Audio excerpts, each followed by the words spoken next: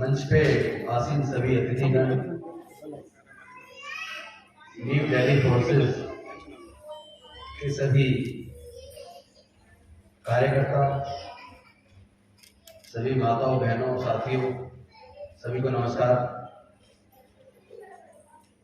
मुझे खुशी है कि आप लोग एकजुट होकर सरकार का ध्यान उन मुद्दों की तरफ ले जा रहे हैं जिस पे बहुत से लोग बिल्कुल ध्यान नहीं देते। सरकार के और जनता के बीच आप लोग एक पुल का काम कर रहे हैं।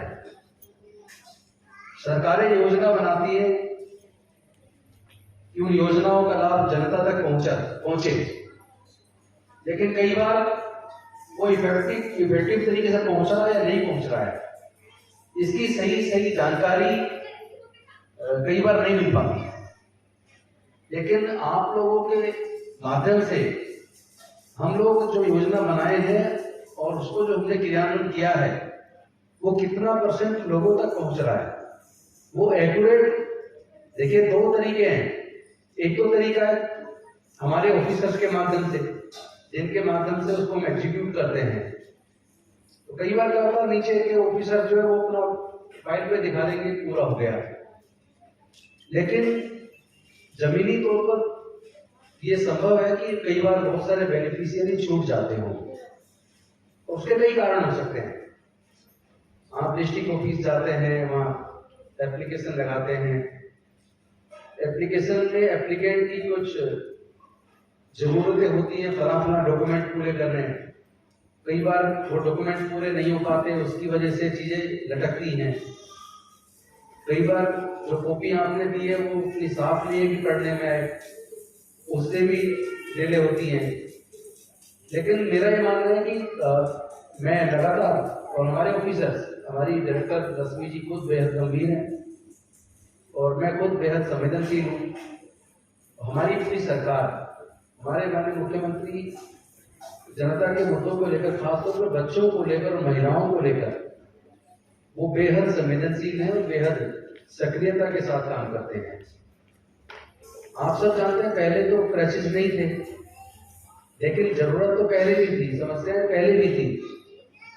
लेकिन ये अगर 500 सहेली समन्वय केंद्र बनाकर उसके माध्यम से क्रैश को शुरुआत करना, या महिलाओं को जागरूकता के लिए वहां एक ऐसा हब बनाकर जहां महिलाएं आए, सरकार की सारी योजनाओं के बारे में जानकारी हासिल करें, और भी कोई उनकी समस्याएं उसको बताएं, साथ ही साथ महिला सशक्तिकरण के उनको ट्रेनिंग दिलवा के उनको इस लायक बनाए कि वो अपना काम अपना शुरू कर पाए। ये सारे काम हमारे सहेली समन्वय केंद्र के माध्यम से किए जा रहे हैं।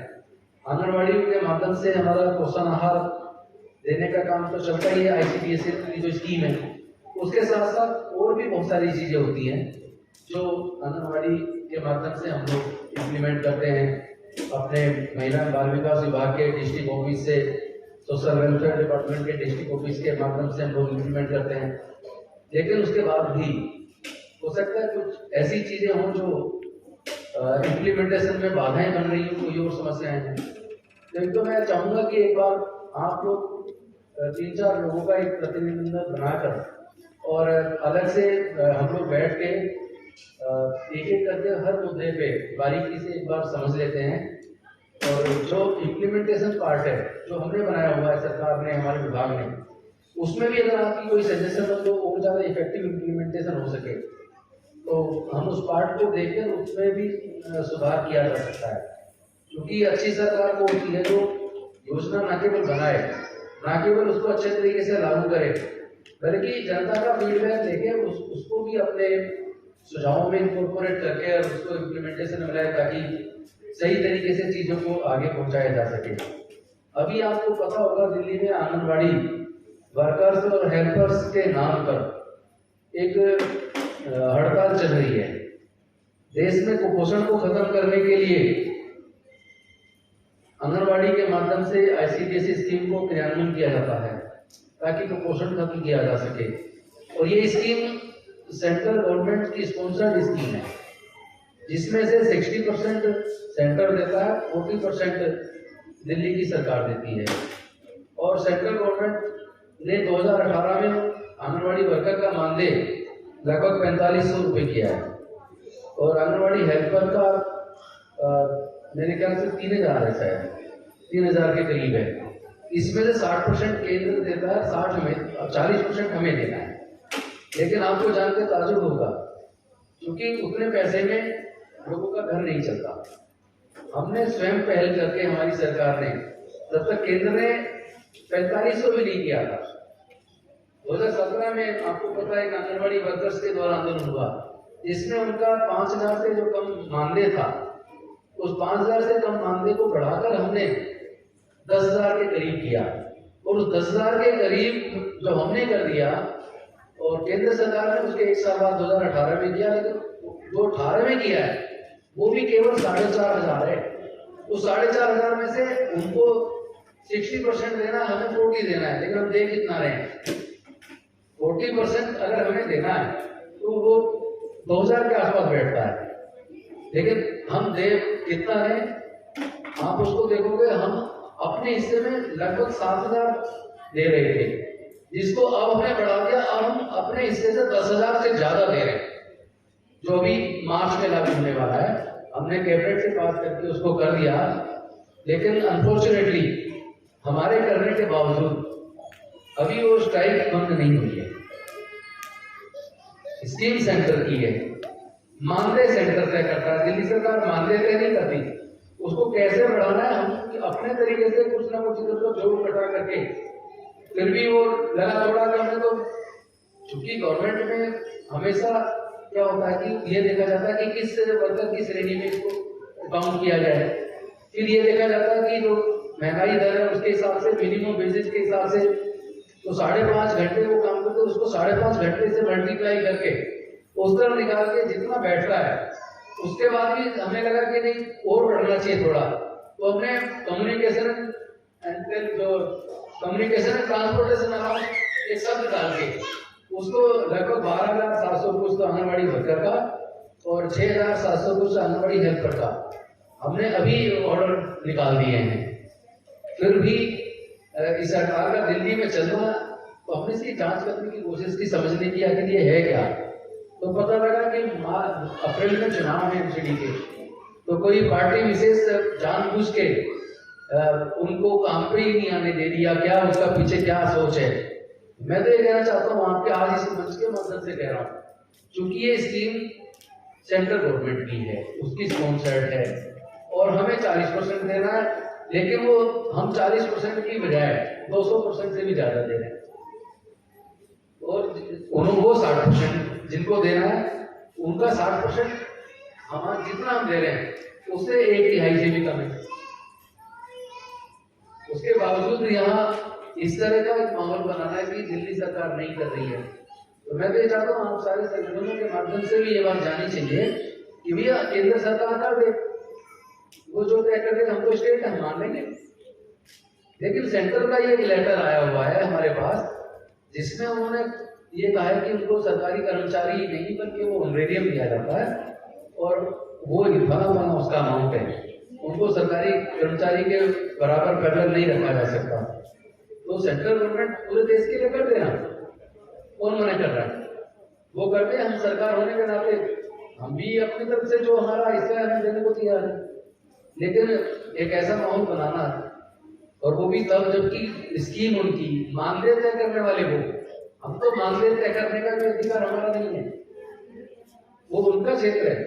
फिर भी उनके करने से पहले हमने ये देखते हुए कि केंद्र कब करेगा, कम से कम हम अपने आंगनबाड़ी वर्कर हेल्पर हमारी सरकार का के साथ मिलके बच्चों के भविष्य के लिए, छोटे बच्चे जो न्यूट्रिशियस फूड अगर उनको नहीं मिलेगा तो कुपोषण बहुत ज्यादा बढ़ेगा। जो एडोलसेंट गर्ल्स हैं या जो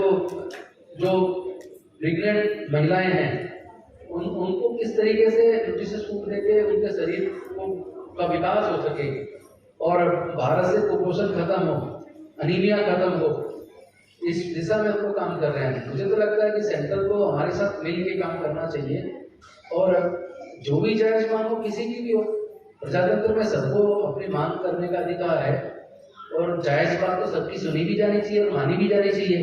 पर हमसे ज्यादा प्रोएक्टिव कौन होगा?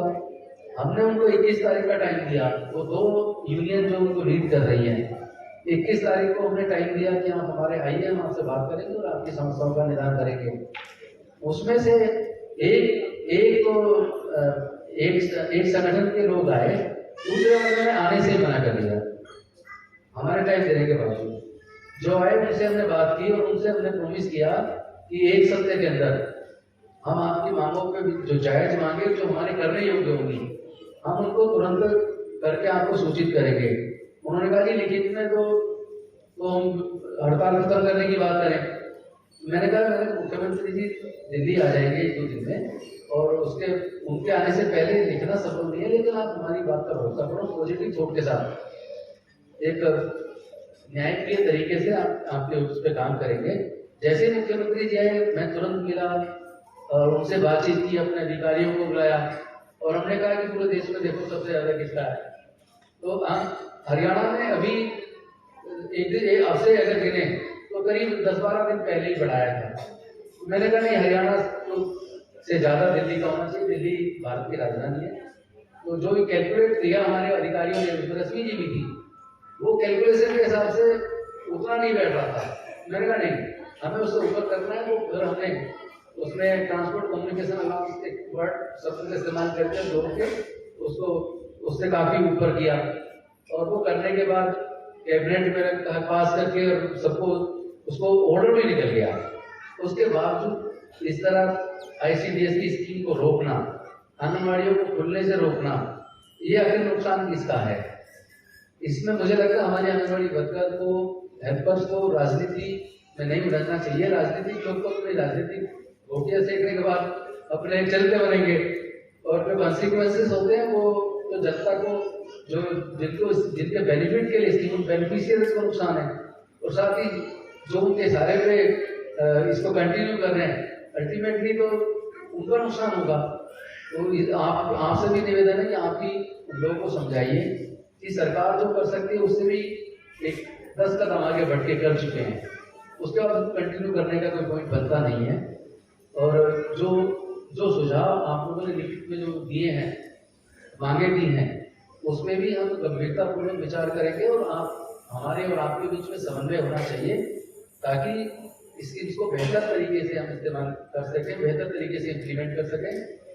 जो एक बात आपने कही थी, जो कोविड के दौरान जो इफेक्टेड लोग हैं, इतने गंभीरता से शायद कोई सरकार काम करे तो 50,000 का जो मुआवजा देना था मृतक परिवारों प्रति मृतक, उस पर मेरे ख्याल से पूरे भारत में सबसे इफेक्टिव तरीके से तकरीबन 22-23 हजार, अब तो शायद 25,000 क्रॉस कर गया होगा, 25,000 से ज्यादा लोगों को 50,000 का तुरंत पूरी सरकार उस पर लगी, सारा रेवेन्यू डिपार्टमेंट लगा, सारे DMs को लगा के, टीचर्स को लगा के, पूरा कैबिनेट और सारे ब्यूरोक्रेट्स सब ने बैठ के इतना इफेक्टिव तरीके से, जो यहाँ तक कि जो कागज उनके घर जाके करेक्ट करवा के हमने उनको जो एक सहायता राशि दी जा सकती थी, जो तय की थी, उसको देने का काम किया। तो इतना इफेक्टिवली कौन करता है कि घर जाके भी उनसे पेपर्स कलेक्ट करवा के उनका उसको करना। साथ ही जिन बच्चों ने अपने माँ बाप को खो दिया उनके लिए 2,500 पेंशन अलग से, और जो महिलाएं विडो हो गई, विडो पेंशन 2,500 प्लस 2,500 कोविड वाली अलग से पेंशन, तो इस तरीके से 5,000 रुपया महीना उसका हो गया। और जो सीनियर सिटीजन, उनके जिनके बच्चे चले गए, उनका अगर सीनियर सिटीजन पेंशन 2,500 तो उसके साथ में 2,500 कोविड वाली सहायता हर महीने अलग से। और जो बच्चे जिनके पेरेंट्स नहीं रहे, ऐसे बच्चों को 25 साल की उम्र तक अगर 3 बच्चे तो तीनों बच्चों को 2,500 रुपया, यानी 7,500 रुपया महीना लगातार जब तक वो 25 साल के होंगे, वो भी। तो हमारी जो सरकार है माननीय अरविंद केजरीवाल जी के नेतृत्व में, वो बेहद संवेदनशील और जनता के मुद्दों पर बेहद संवेदनशील तरीके से काम करती है। हम लोग को तो मैं समझता हूँ गर्व होना चाहिए कि दिल्ली देश का पहला राज्य है, और मैं समझता हूँ पूरी दुनिया का शायद पहला ऐसा कोई राज्य होगा जो टोटल बजट का लगभग 25% एजुकेशन पे खर्च करके, ताकि हम मानते हैं कि बच्चे देश का भविष्य हैं, ये बच्चे ही नींव है। शायद इसीलिए आपने भी नींव जो नाम रखा है इसीलिए रखा है, बच्चे देश की नींव है। अगर बच्चे सशक्त होंगे देश सशक्त होगा। इसीलिए हमने सोचा कि इसको एक इन्वेस्टमेंट मानो, हेल्थ और एजुकेशन एक इन्वेस्टमेंट मानते हुए हमारी सरकार काम करती है।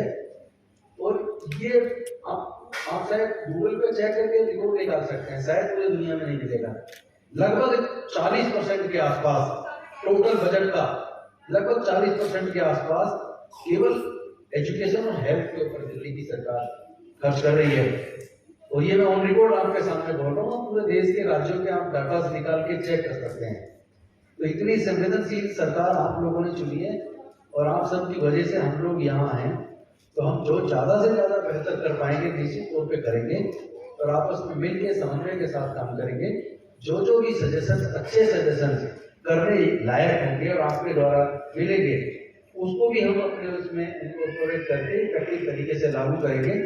मैं ये इस बात के लिए आपको आश्वस्त करता हूँ और हम लोग बीच बीच में मिलकर रहेंगे ताकि और भी कोई सुधार की जरूरत है तो उसको भी करने के लिए ऑलवेज वेलकम है।